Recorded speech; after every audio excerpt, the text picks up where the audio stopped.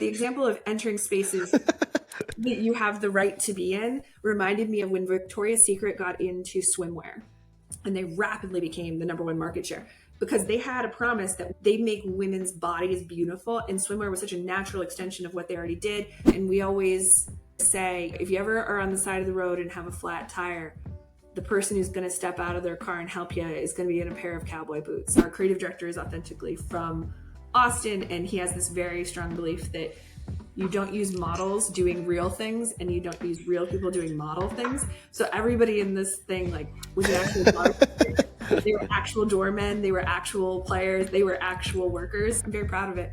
We don't pay people for reviews, we don't pay influencers. Well, it's so fascinating. Like, none of the language you just used would necessarily be the kinds of things people would assign to marketing, right? Necessarily, right? It's all a product-centric view of the world. And that's sort of the foundation that's led you into the spot that you're in today, which I think is more and more common, especially for those CMOs that are successful. This episode of the e-commerce playbook is brought to you by Omnisend, the top-rated email and SMS marketing platform for online merchants. Let's be real, email marketing isn't flashy, but that's what makes it great. Who needs chaos when you can have steady, reliable results? That's where Omnisend email and SMS comes in. Brands using it make $73 on average for every dollar spent. It's powerful yet intuitive and does the hard work while you kick back. Plus, their 24/7 support ensures no surprises. Check it out and use code CTC20 to get 20% off for your first month with Omnisend. Seriously, make boring work for you. Welcome to a very, very special episode today of the e-commerce playbook podcast. Just absolutely surfacing unexpectedly from the depths of the internet, like great moments can. I am joined today by Krista Dalton, the CMO of Tecovas. Krista the Gene on Twitter. You may not know it, but she is there and she is watching. And today she is with us to settle a large controversy around what I think was a truly incredible piece of advertising. But we're going to get the real story today. Krista, stoked to have you with us. Oh, I'm so thrilled to be here. Thank you so much for having me and for responding. I think that was the first time I've ever slid into the DMs. This is such a funny story because I genuinely didn't believe it was you. I was like, there's no way. Because so Krista is obviously not, the kind the internet phrase might be lurker on Twitter, where you're not posting a lot of content, but you're reading. And so I get a DM from somebody who has 7 followers and no profile picture saying, I'm the CMO of Tecovas. And I'm like, yeah, right, you are, sure. So I'm like, literally, you can see our exchange. I'm like, come on, who is this really? Is this really you? It was delightful. I didn't realize how creepy I looked on Twitter until that moment. And I was like, oh, you have every right to question if this is me. Yes. Yeah. So yeah, because it's funny, when this had all started, I went on LinkedIn and figured out, okay, who's on the marketing team? And there's a person on your data team that I had been DMing back and forth with, who's a great dude. And then, so I knew that, okay, the name was right, at least either somebody was trying to impersonate you or it was really you. So that was a great way to start this conversation off. But for those people that don't know, give us a quick background. What is Tecovas? Who are you? We'll start there and then we'll dive in.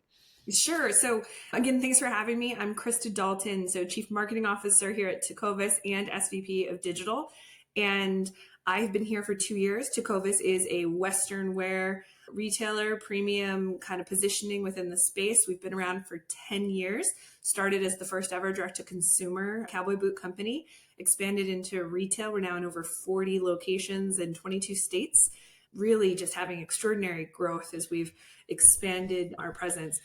And before this, I was at Target for 9 years and then Overstock, which is now Beyond Inc., for 7 years as their chief customer and merchandising officer. Yeah, so I'm always fascinated by what is the path to CMO for different people. I think it's always an interesting journey. And I love, I think for the context, when I went and looked and I was like, oh, Krista began as a merchandiser for Target. This informs probably so much of how you see the world. So tell us a little bit about, what does a merchandiser do and what were you doing at Target? Thank you. So for your audience, I'm an over preparer. So I've watched so many episodes of this podcast, and you talk so much about P&Ls and business acumen. I learned that at Target, and I was thinking about where I really learned that skill. But as a merchandiser at Target, you start off as an allocator. And so you got to get the right product in the right place at the right time. And I worked in plus size women's clothing and maternity wear for the first few years. and you needed to know your P&L from day one. Contribution margin, daily conversation. Gross margin, I ended up making a GMROI calculator based off of the like percent off lift expectations of what we needed to be profitable. And that was at like 23 years old. And so it's really fun to watch kind of how you're educating people, but went through there, went and did City Target, which was a small format store.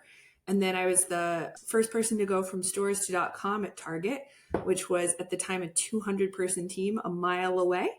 And I had somebody literally apologize to me. I was like, I'm going to go be a manager at .com. And they were like, ooh, sorry. Like in 2013.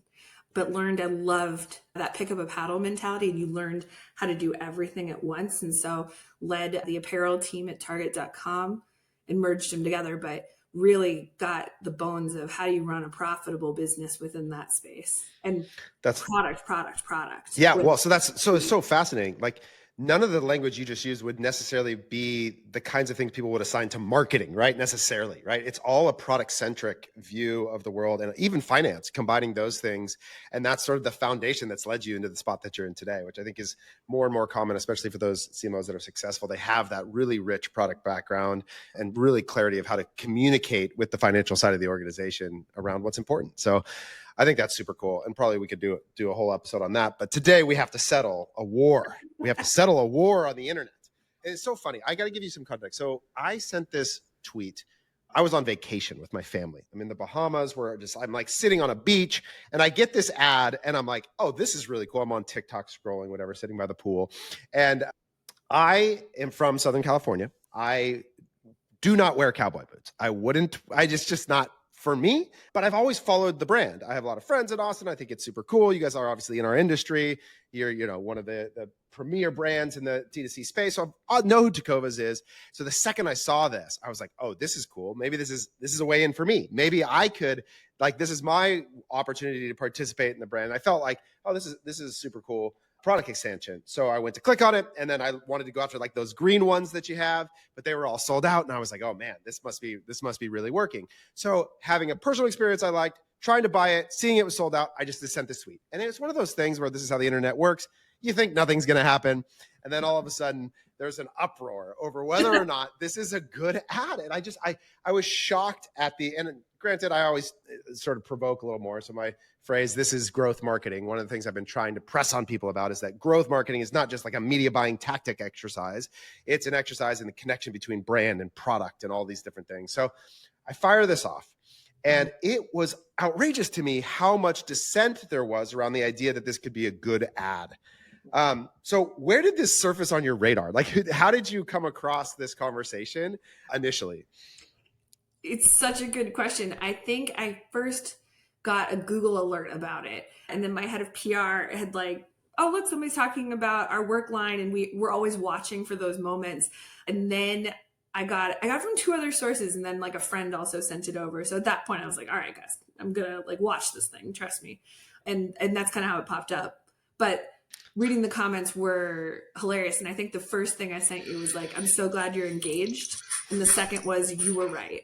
Which is always a really exciting affirmation for me. But so let's talk a little bit about, lay the foundation for us about where Tecovas has been and the role that maybe product and marketing in this category fits. And then we'll get into the specifics of that ad. Because for me, my commentary was really way less about the individual ad unit, even though I love that and we'll talk about it, as much as what it means for a brand to go out and build a category extension, to tell great story, to be connected to who they are. So tell us a little bit about where Tecovas has come from on the product side and what this work line represented and how you got there maybe.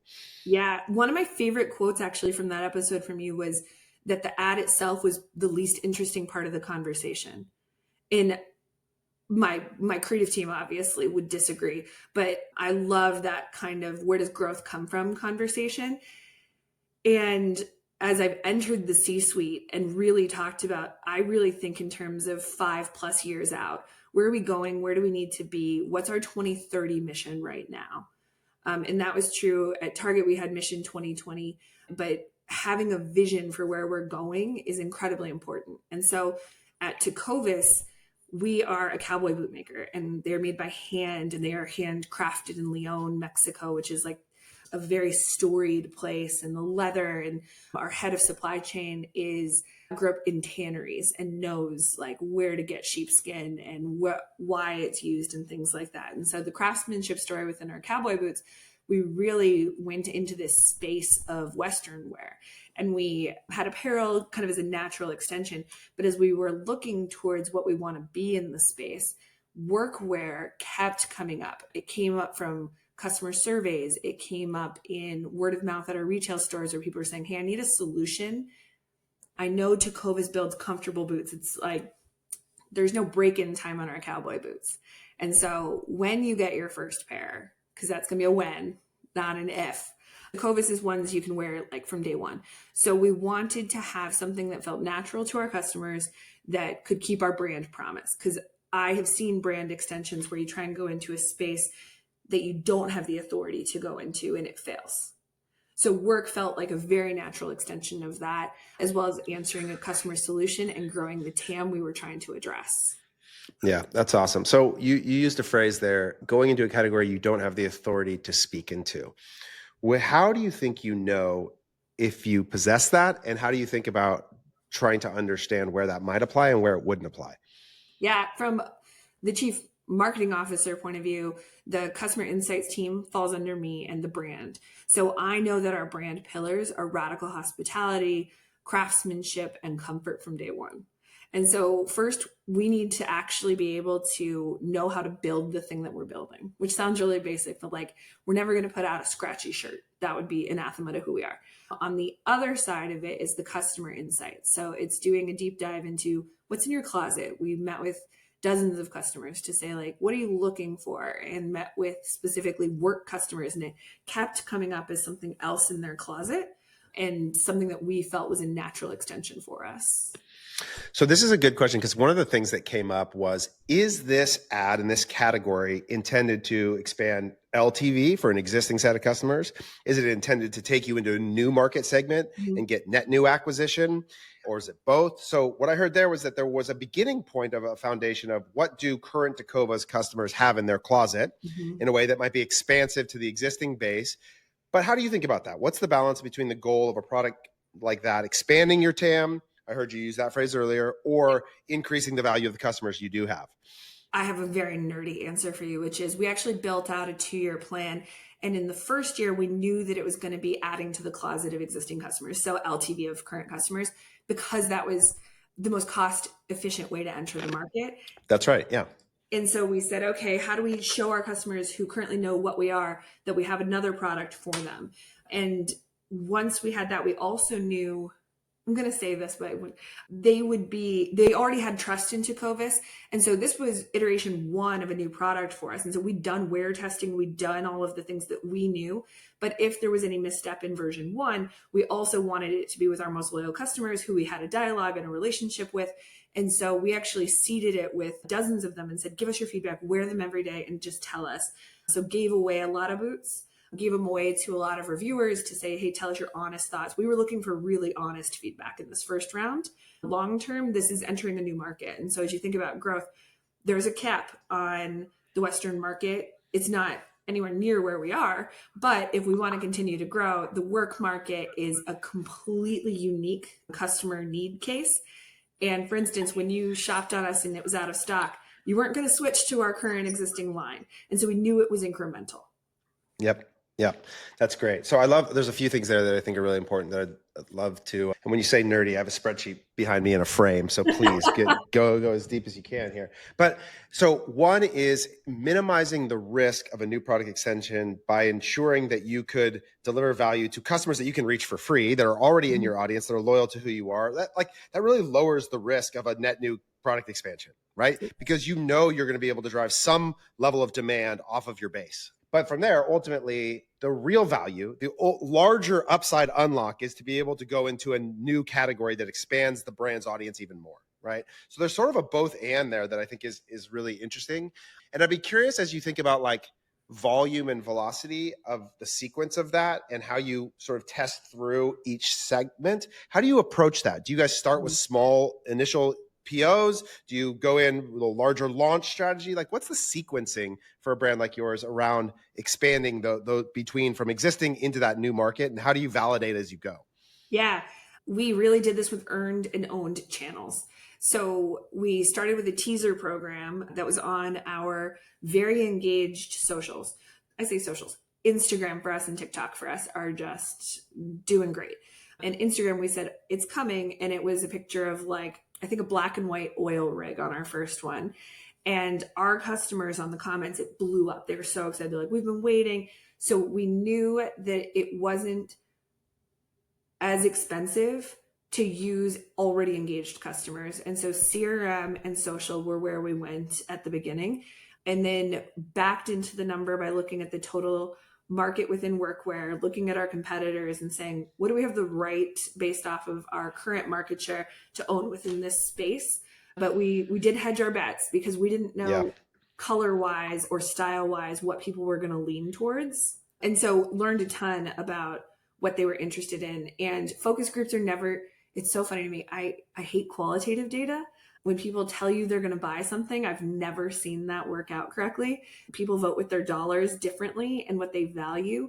And telling them entry price for work, for instance, they needed to know that we were hitting the standard needed for a workplace, for OSHA standards, for what a composite toe is, what the materialization is.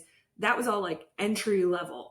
We needed to tell them why you picked Tecovas, and what we didn't want to do was be just another work brand. And so the idea of entering it as working it all day, wear it at night, that was kind of our unique value proposition.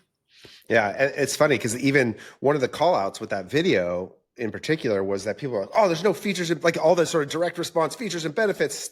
Like, and it was like, no, this is identity. This is giving you a sense of who it is. And I think that was kind of like one of the main things that kind of threw people was that it didn't actually, like, people are like, I don't even know what this product is. I'm like, no, yes, you do. Take your time. Don't go watch. But so talk a little bit about that. Cause I do think that was one of the things I noticed for sure, because, and even that's what I'd say even invited me in a little further was that if you had told me about composite toes, like, I don't care. I don't know anything about this, the workwear standards. I thought it was a cool looking boot and it gave me a vibe that I like, so how do you think about that identity attribute and the message that you're describing versus trying to go out against Wolverine and everyone else around features and benefits that standardly everybody can replicate because they're almost standards? The thing about features that are standardized is like that actually makes them commoditized. Everybody has the feature, right? So it's sort of a weird dynamic when you enter a market like that. It's everything you're saying is resonating with me. 90%. So we're obviously a male audience. 90% of the time on paid advertising, what works is a close up of the boot with like comfortable, a single word call out.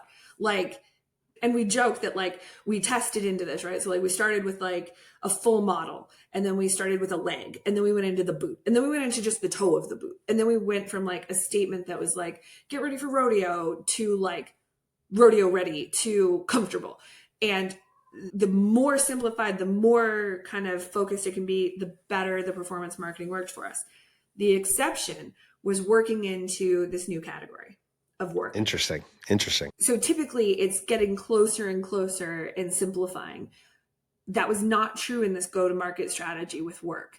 So we created over 50 different variations, things that we knew worked, where it was the toe of the boot, just the laces of the boot, the actual on-model shot.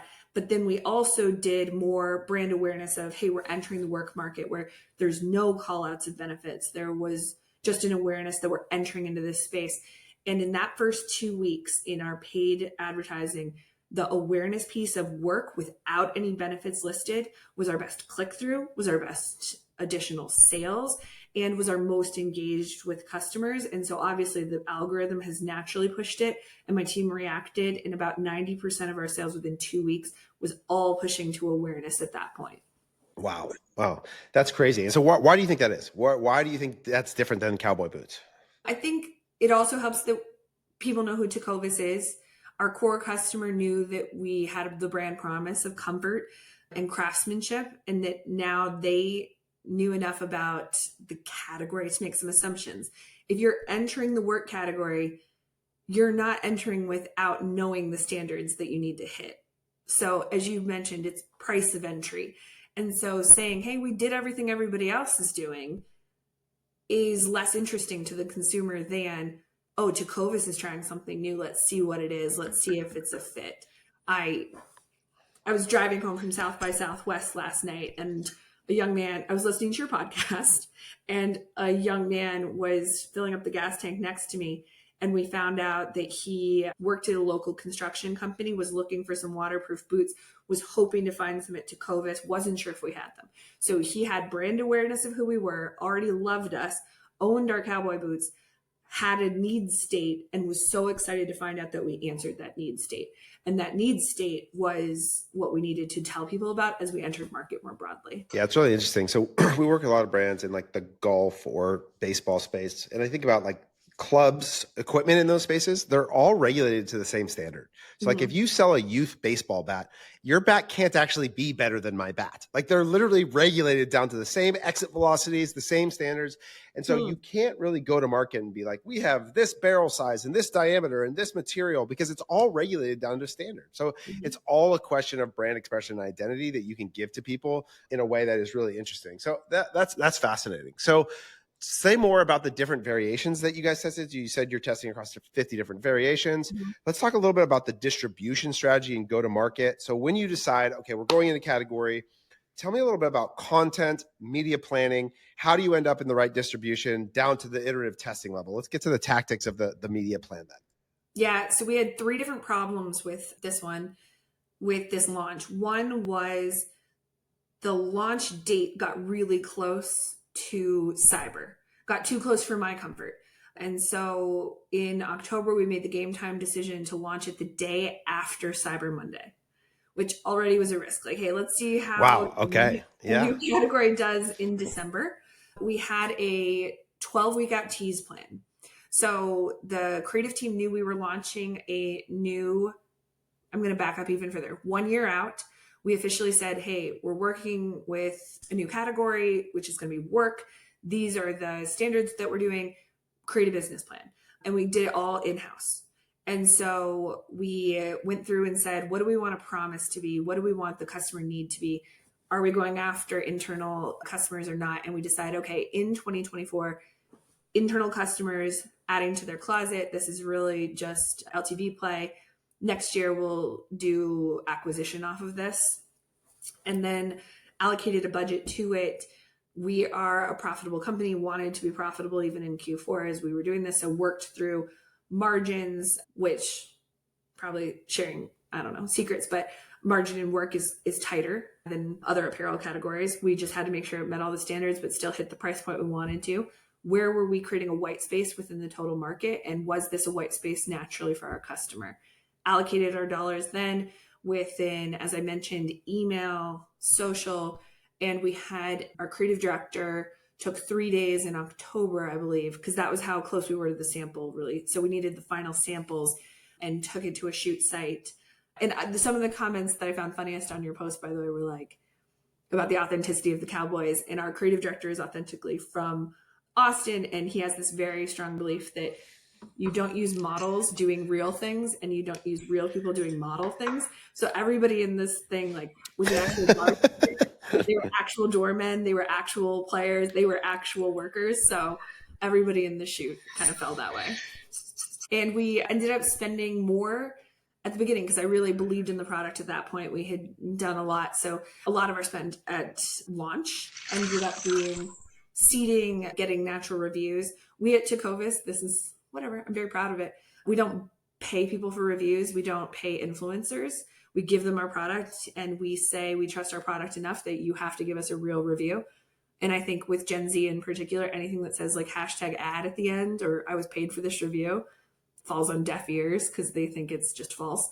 So that was our strategy, was get into the markets where people's voice could sing about our product for us. So I love that. So important things that I think are underappreciated in our space. One, this is a 1 year process. This is planning and forethought. And you have a 12-week tease, which teasing seems to be like a constant thing for you guys. Like I was looking on your website before we got on the call, and it's like the women's agave ostrich cowgirl boot coming soon. Like there's always this sense by which you're showing people that they should continue to be here because there's going to be more cool things all the time. Mm-hmm. And that sense by which it's like there's always something coming from a brand is exciting. It keeps you engaged. I think, where does that come from? Where does that idea that you should constantly be teasing something? Because sometimes people are like, teasing is just something you don't have to sell yet. You can't monetize a tease. Like, so how do you think about that process of the importance and role that the pre-sale plays in the process? Our chief product officer, chief merchandising officer, Madison Lee, has put together a very clear value proposition for men and women.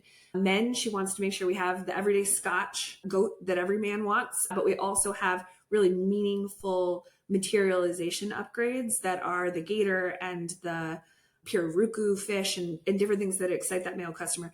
For females, it's color ups. Women love the color ups. It's the number one thing they click on the left nav, which means it's the number one thing they're looking for. But women also want to have that exclusive feel. So that agave that you're talking about, I expect to sell out in 2 days. We just had a pink sell out in a single day. And it's okay for us to tell our customers that's never coming back. And so the strategy with women is you do have to buy, and that's that urgency piece, because we have customers who want it well enough that you can't expect it to stick around.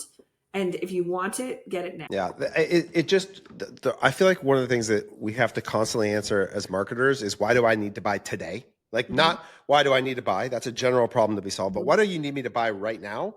And you guys do an awesome job with this. So let's go back to the Cyber Monday. It's the day after. Yep. The expectation versus reality of this drop. How did work turn out then for you in that period?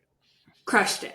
That's like the spoiler, but we announced it the day after, and we stopped. The only time we discount is during Cyber. We are just not a discount brand. We don't believe in the high-low game.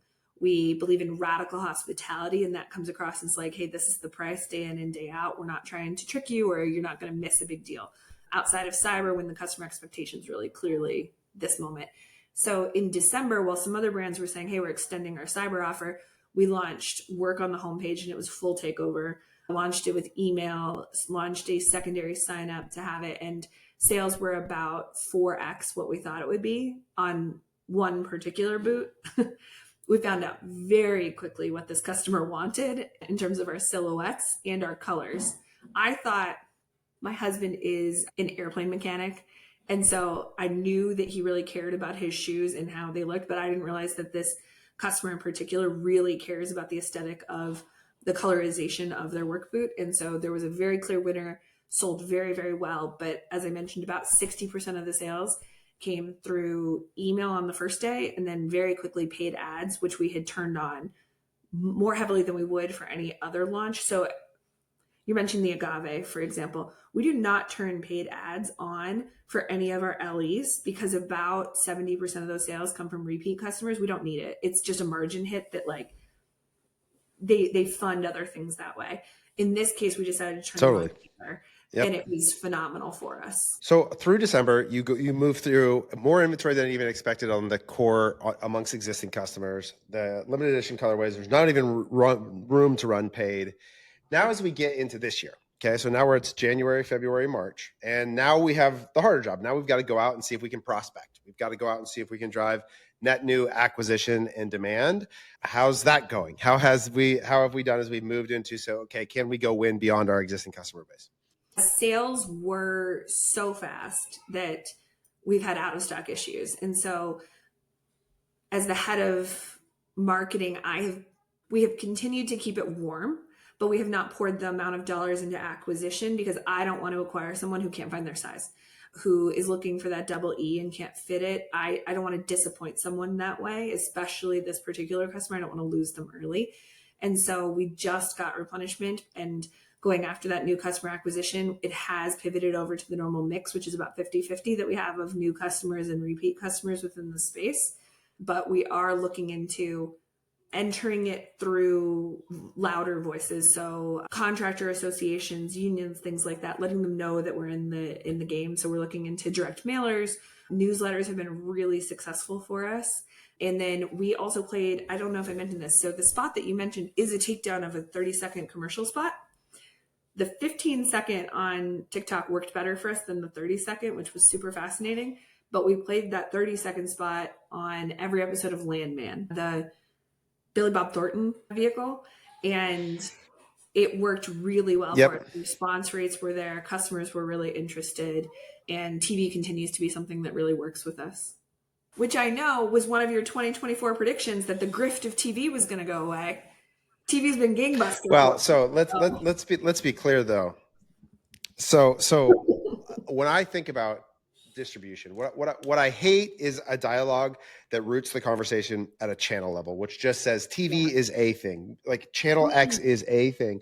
What you just described to me is something very different, which is to say product matches distribution matches customer. So when you said, you didn't just say we set up linear television and blasted it out at a $5 CPM. You said we picked Landman, right, which is a show that your persona customer is featured in and would be watching, right? Yep. So that to me is just meeting your person where they are at the highest quality touch point. And it's not even like it's a beautiful show. It's a show that aesthetically I think you would want to be connected to. So to me, that transcends medium for me versus anything to do. What I don't like is a conversation that a brand needs to be in a channel because it's a channel. What I much more appreciate is this idea of a thoughtful distribution strategy that matches what is the product and story that I'm saying. And this is the thing that I think when I look deeply at it, like I'm looking right now through your ads library. And so I see, and this is a thing I think you guys do it really well. And this is why that ad to me was obviously one piece of a much bigger story, is that, okay, let's sort of paint the map of distribution here. We've got 30-second spots on Landman. We've got 15 and 30s on TikTok and IG and YouTube. And then you go look and there is beautiful static photography that does all the things. So I see one right now that's like our new tools for your trade. And it's guy with blowtorch featuring product. And then there's this like really cool aesthetic that you do that's almost like they look like throwback photos of old Western miners that are kind of sitting there, and it says Tecovas work, right? Like that styling that it looks like I was looking at a museum wall, you know, that vibe. And so there's all sorts of different. And then the other thing I've come across a lot on TikTok, more for your boots, I haven't seen it as much of it yet for the work stuff, is you do a lot of this like authentic UGCs or review content where you have people reviewing the boots, unboxing, giving reviews and things like that. And so the media mix is diverse and rich and thoughtful and connecting with people in multiple touch points. And so I always say that like you want an ad to be like, ideally it's being served into a tilled up soil, right? So that when the customer experiences the ad, it reinforces these other places. Oh, that's the thing I saw on Landman. Oh yeah, that's there. It's like, oh, now I want it, right? I've seen the teaser. I was watching Landman and then I got the ad. That's best case scenario. Now I'm actually positioned to transact versus trying to ask that one individual interaction to do all the work by itself. Yes. It is. Connected branding is something that I am incredibly passionate about, and consistent branding. So most of what you see with work was all shot on that 3-day shoot. And why I wanted that all, whether it was a takedown, email, homepage, that it all looks and feels connected to the audience, regardless of the placement that we put on it. And beyond that, we needed to have a strategy that told the story, because boomers need 0.9 impressions in order to make a purchase. Millennials need about 1.7, and then Gen Z needs 2.3. And they need each of those impressions to be different. And I needed to be thoughtful about where we saw them and why. And it couldn't feel like they needed to relearn the brand, because then it doesn't register as a second impression. So needed to be thoughtful about it, needed to be also, Tecovas is a joyful place to work, but it is still a rather small company. And with less than 30 people on our entire creative side, creative and performance, actually, we need to find ways to scale with what we have. And that means being really efficient with our dollars for our shoots. We can't have a shoot that is just a single boot shoot. It needs to be bigger, and it needs to be in more use cases that the performance team can pick up and use. Yeah, that's great. Yeah, so you end up with one 3-day shoot fueling you with this library of static of video. I've even seen like an 8-second version of that ad. So there's like 8, 15s, 30s. There's 16 by 9. There's 9 by 16. Like it all sort of lives into this library that can carry you out beyond even the present expectation, it sounds like, of the initial launch of it. But where does work go from here? Do you guys expand this more colorways? Are you going to get into work apparel? Like where does Tecovas go for the category from here? That's such a good question, because it all starts with that merchandising team, as we talked about. So the vision for them is expanding and meeting this customer need more so. Yeah, I'll share this. We're getting into women's workwear. One of our biggest feedbacks from our launch was it was only menswear. So we left out a customer segment that was very vocally upset that we didn't Awesome. include them. So that'll be happening this year. We're expanding different use cases, colorways, and then looking into what else our customers want from us is the research that we're currently doing. Example that this is such a random aside, and feel free to cut this in post, but the example of entering spaces that you have the right to be in reminded me of when Victoria's Secret got into swimwear and they rapidly became the number one market share because they had a promise that they make women's bodies beautiful, and swimwear was such a natural extension of what they already did. They had the actual technical know-how and skill to enter that space and every right to do so. If they had instead been like, we're going into shoes, because people who wear our apparel also wear shoes. It's a technical thing that maybe wasn't part of their core business. It was something that couldn't keep their brand promise necessarily. And so I don't know that that would have been as successful. And so making sure you're entering the product in the way that the customer wants you to is so important to your longevity. And so with work, we're getting back to basics of what does this customer need from us today, besides obviously a trucker hat. Yeah.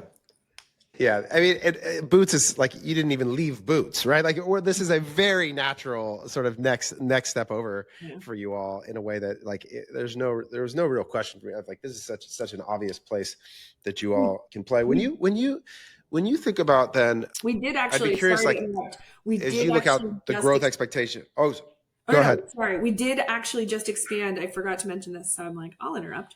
We did expand into work world recently.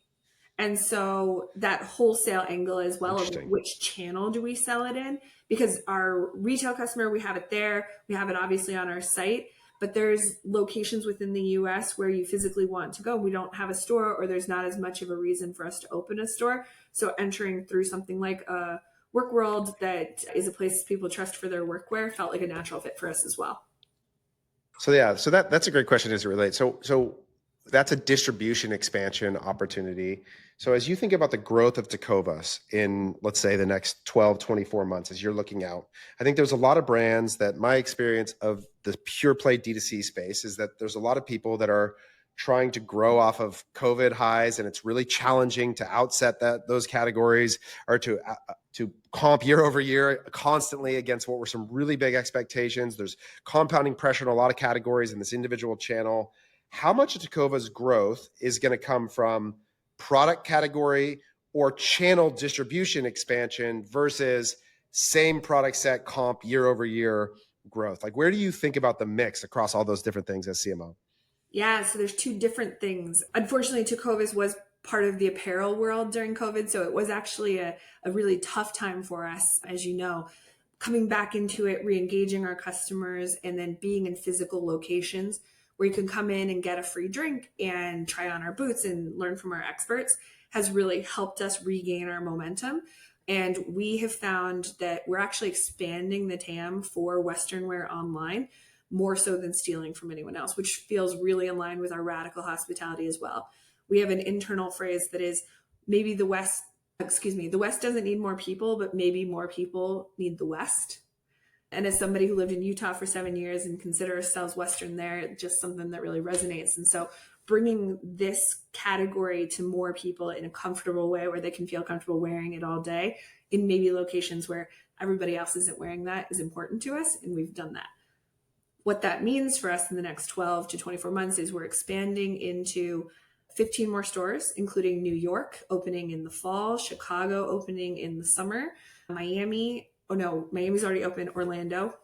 So more retail locations, as well as expanding our current customer base. And so our year over year new customer acquisition is up almost 100%. And those are customers, over 60% of them have identified that they do not own a cowboy boot today. So helping people enter into this space. That's amazing. Yeah, it is. And the 40% that do own over 6 pairs. So we're both appealing to the person who wears a cowboy boot every day and to the customer who doesn't. And that feels really good. Yeah, that's super fascinating. How much do you think that for apparel, that idea of like maybe more people need the West, how much of this do you feel like is and how much do you think about trend in culture as it relates to style and fashion playing a critical role? Like I think about like you're describing Yellowstone and Landman. It does feel like there's this sort of like underlying appeal of the West, you know, in these sort of like dramatization in culture. I'm wearing a rope hat right now. Like there's this like sense by which I think there is an aesthetically informed trend related to some of this right now. How do you all think about your role in that? Or do you feel like you're riding a wave? How do you think about that as a marketer? Is your job to try and create that movement, or do you participate in it? How do you think about the greater cultural undertone of this reality? Yeah, West is definitely having a resurgence right now. It's 150-year-old, or one of our competitors is over 180-year-old trend that sees a lot of people finding it as they move forward right now. You know, the fashion houses got into it. Some of the biggest names in fashion are wearing, the Roper boots for the first time and entering into the space. Post Malone with his country album, Beyonce with hers. It is a space that a lot of people are discovering. However, I believe that it is a cultural touchstone of Americana that is not a wave that's going away. It's not the farmhouse chic of the home aesthetic that disappeared after 10 years. It is an inherent part of America. And I think it particularly is going to apply and appeal to Gen Z and to millennials, which sounds a little, I know, because I'm the marketing person, you're like, well, you're hoping. But at the same time, they're a group who wants experiential shopping. They will pay more money to go to a trampoline park than they will on a single disposable item, like Temu and Shine and those things that don't last versus our boots that a cobbler can keep you in for life, that you want to hand down to your sons. The craftsmanship inherent in it is something that is valued by these up and coming shoppers, as well as the older generation that finally has the disposable income to get into a really nice pair that speak about who they are. And we always kind of say, if you ever are on the side of the road and have a flat tire, the person who's going to step out of their car and help you is going to be in a pair of cowboy boots, because that's who it is. And so I think it's more of a cultural identity and it's less of a trend. And so we're very excited to expand the market. That's cool. All right, we're going to zoom back in real fast for the tactical side. Talk to me about what is Tecovas marketing measurement system? Tell me a little bit about how do you all internally assess performance? What tools, systems, what metrics are you focused on as a marketing leader to assess the output of your media? On a daily basis, I look at ROAS by channel. I look at new customer acquisition by channel, and then I look at engagement. So starting at the most performance-based ones, looking at ROAS. So what are the dollar returns? We have different goals by each channel, but we also know that, for instance, if I turned everything off and just left on performance would tank. So it's not as easy as saying, is the channel to turn on? It's the full funnel approach of what percent of my dollars are going where. I will tell you, for instance, mid-funnel CRM, I'm quadrupling the spend in.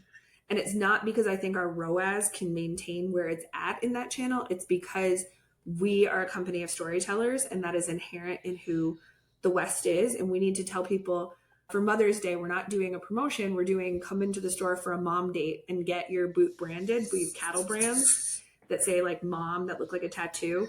We're saying, come on in. We did the same thing for Valentine's Day. So that those storytelling spend moments matter.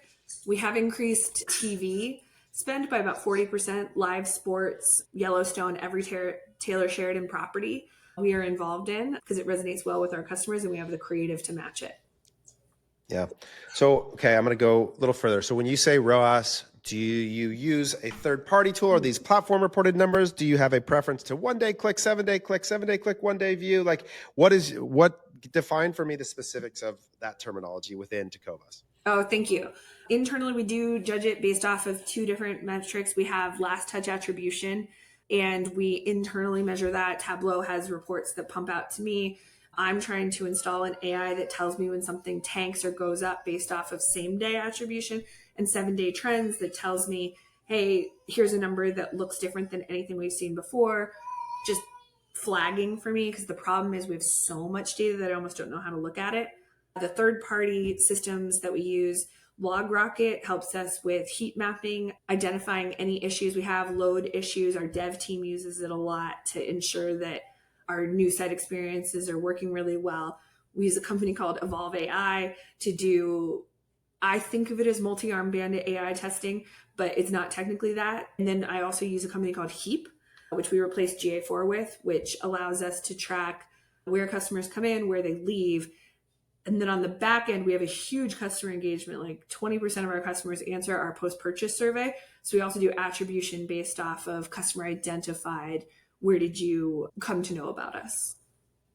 Okay. Is that what you do with TV? Because you're not measuring TV on a last click basis, right? So what's giving you the confidence in the TV performance? Two things. One is, this is my first time at a private company, so I'm very blessed I was able to do this. I turned TV off. Our executive team at the time wasn't sure about TV. And so I turned it off for 2 months at the beginning of 2024, and our ROAS on our lower funnel channels tanked. And then when we turned it back on, we were the casebook study for it takes 6 to 8 weeks to get customers to visit again, and takes 6 to 8 months to get them to convert again. And every metric hit. And now my CFO and I just sent an opportunity to him yesterday, and he texted back in just all caps, like, yes, good opportunity, get it. Because I proved out that the impact to ROAS on other channels is affected by the full funnel strategy. And it wasn't just a white paper, it was concrete for them.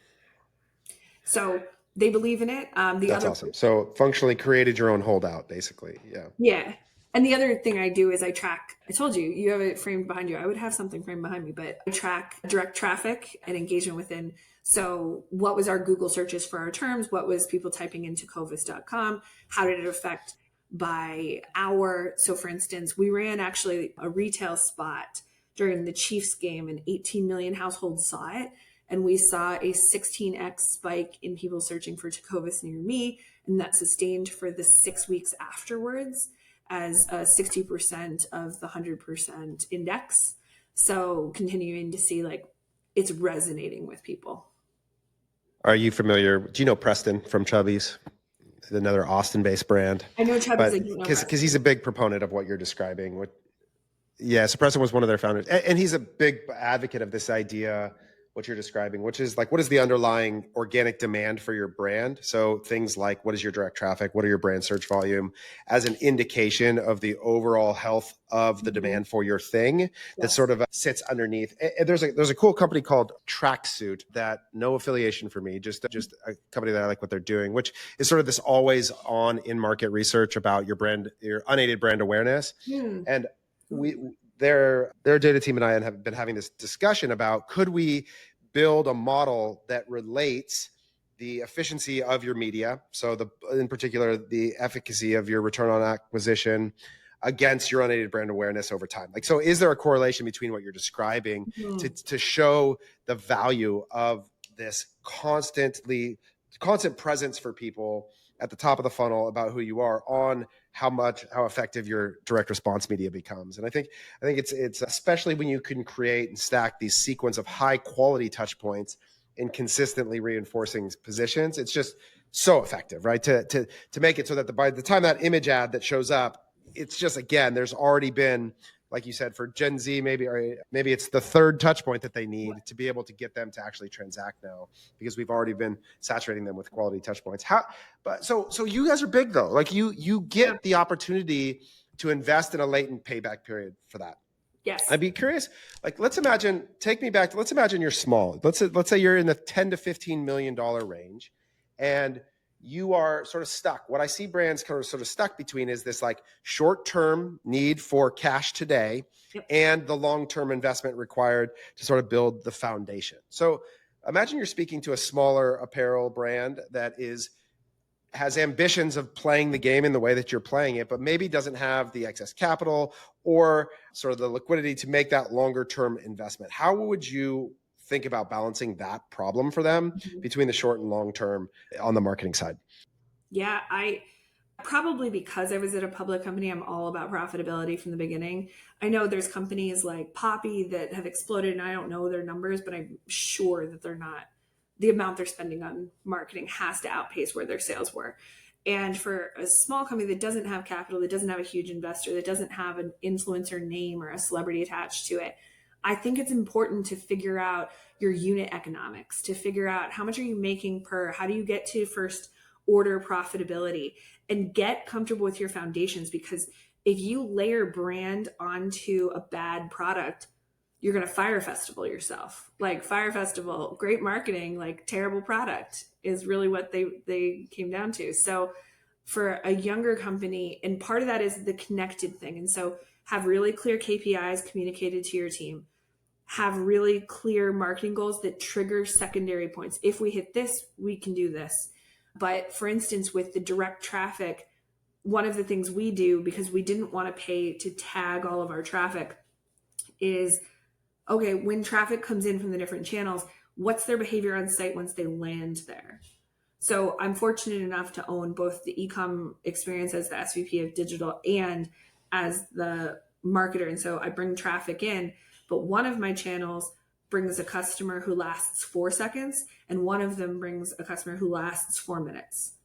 I'm pushing more funding into the channel that lasts 4 minutes, even if it brings down my traffic metric, because I want qualified traffic that actually wants what I have, and I don't want to trick them into being on my site. I want them to want to be here as much as I want them here. That's right. Yeah. And that 4 seconds is just this indication that there's some incongruence between what they clicked on and the experience that they were getting in a way that's like, wait a second, this isn't actually what I wanted. So great CTR, but doesn't mean anything if we can't actually give them something on the other side of it. Yeah. Or for example, I love that. Go ahead. Like sometimes some of the traffic from YouTube can occasionally be people trying to get out of the ad so they can watch the thing they were trying to watch. Yeah, exactly. That's my kids' entire experience, is they're spamming the next button, hoping that they're skipping the ad. Yes. Yeah, exactly. Yeah, for sure. And that can totally be an indication. All right. This is amazing, Krista. Is there anything else as it relates to the way you think about product-led growth or growth marketing for Tecovas that you think is relevant to this conversation that we should make sure we get in there, about where you're going with work or what you've seen work with people that you think they could take away and apply in their worlds? Yeah. The two things I would say are, one is know who your customer is, know what they're looking for, and don't make assumptions about that. The second is know why they're buying your product, and don't assume you're solving a problem. That's so vague. I'm going to be more specific. Let's say you're selling an incredibly comfortable boot. You're not saying to them, oh, we'll also outfit you for this ball you're going to. You're saying, I need to offer you the same level of comfort in everything else you have. I need to offer you the radical hospitality in store. Everything needs to bleed together into the type of brand experience that emphasizes the product that you have. Because if you offer a brand promise that doesn't match with the product being bought, it will fall apart, and customers will not know who you are. They will not repeat with you, and they will be confused going forward with how to recommend you, even in their own mind, and your share of wallet will go down. Yeah, it's so good. If I can sort of like bullet point the things that I've heard that I'm going to take away is, one, this is a process that begins with thoughtful planning. You talk to your customers, you know who they are, you ask what they care about, what they're buying. Then you think about how you can take the pillars of who your brand is. So clear brand identity informs then, so customer insight plus clear brand identity plus authority, and then continuity of the same quality of experience across the way. Yes. Content production that's going to be on budget and consistent and thoughtful about the price, the amount of inventory that we have, allows for multiple mediums, speaking to customers at the top of the funnel with high quality touch points that, again, relate to that persona, everything tied to who they are, what they care about, what they watch. You're just very in tune with the person you're trying to serve. And when you think about the idea of hospitality, that shows up in the DNA of our work too. Like, it feels like you are being hospitable to your customer by serving them where they want to be served. And there's a thoughtfulness to every place that it's showing up. And so that to me is like, it's just rooted in who a brand is on the inside and outside. We used to talk about this when we started. So my brother and I started a company called Kalo, selling silicone wedding rings. And we used to always say that we wanted the inside of the office to feel like the brand on the outside. Like, we wanted this continuity of who we are to show up everywhere. And so I think that's my experience of your retail store, the way that you as a marketer are, and the way that the ads show up. They actually have a through thread in terms of what they're trying to accomplish and the message that they're giving. And that sort of substance and meaning can't be just sort of iterated your way to and like a hook variation testing model. It's deeper than that. There's something of real substance there. Yes. And I always love the test your way into a strategy. You need to know who you are. And I'm going to give you an example with this coat I'm wearing, but it's a Tecovas coat, and the lining, which like nobody's going to see, right?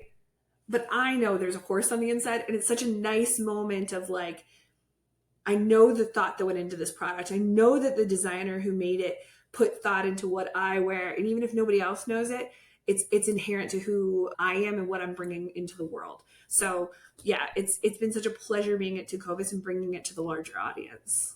Yeah, and it's the way you talked about your person who's in charge of supply chain and their experience as a tanner. It's the way you talked about your creative director and their care for who shows up in your ads, is that there's clearly an organizational ethos that when we do something, we're going to do it in a way that the brand integrity is going to show up in every person we have. It's just like, it's going to be embedded into every interaction that you have because it's who we are, right? And so I think that's kind of how that shows up. I can hear it in your language. You talk about every coworker that way.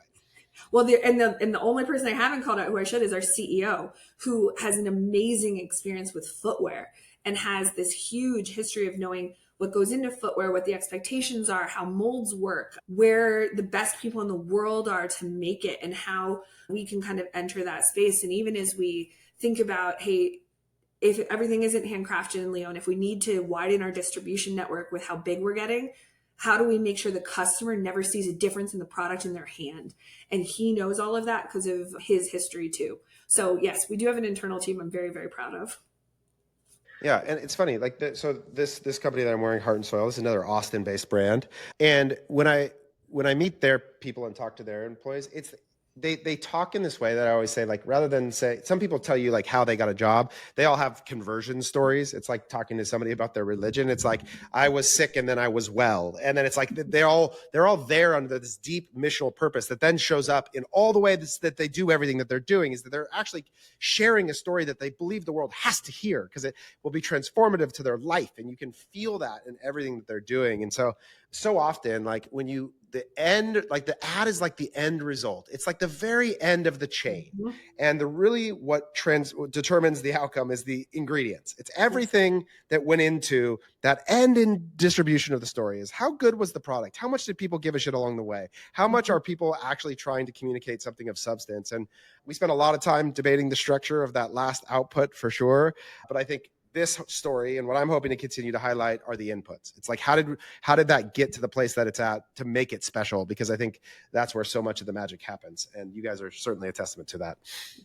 Oh, thank you so much. It's been, and I really do. I love kind of the work you're doing with trying to explain e-com in a different way, help people grow to be larger and learn kind of the fundamentals of finance. I sent your first P&L, I forgot the name of the series you're doing, but it's like a deep dive into it, to some of the Bridges series. Yes. Yeah. To some of my younger employees. And I was like, you should know profit loss statements, and here's a good start, and let's dive into this. So excited about it. That's amazing. Thanks, Krista. I appreciate it. Well, we're going to end with this because we have spent almost over an hour together, and intentionally I have gone away from hyper focusing on this individual ad because the point I want people to understand about what I believe growth marketing is are all the things that we've described. But if we don't give them this, Krista, they might riot. So can we get clarity of whether or not that specific ad is generating a positive return for Tecovas or not? It is 100% driving a positive return, not just on the dollars spent on it. It is, the category itself is 100% incremental. We found that through A/B testing. The ad itself is performing better than the call to action ads that we have for the work boots, and it's driving specific sales. Even though it's not technically a call to action, people are feeling it inherently, and it's driving the majority of our sales right now with work boots. There you go, internet. Leave me alone. Leave me alone. Take it up with Krista if you have an issue. Yeah, for workbooks, of course. Yeah, lots of awesome stuff happening. But there you go. That puts a nail in the coffin. That is the end of this argument. And Krista, you're amazing. I'd say follow you on Twitter, but I don't know that anybody's you're gonna get much. But she is there, and who knows? Maybe she'll wake it. She's also on LinkedIn, but really follow Tecovas. She's doing masterful work there, and I think at this moment in time, our industry is desperate to find the stories that matter, that we can, as aspiring entrepreneurs and operators and marketers, look to, learn from, and try and collect some of the story. And hopefully what you heard today will help you all to go out and tell stories that matter, build things of substance, do it with integrity and care and thoughtfulness and hospitality, if you will. So Krista, you're amazing. Thank you so much for coming in today, and we'll talk soon. Thank you so much.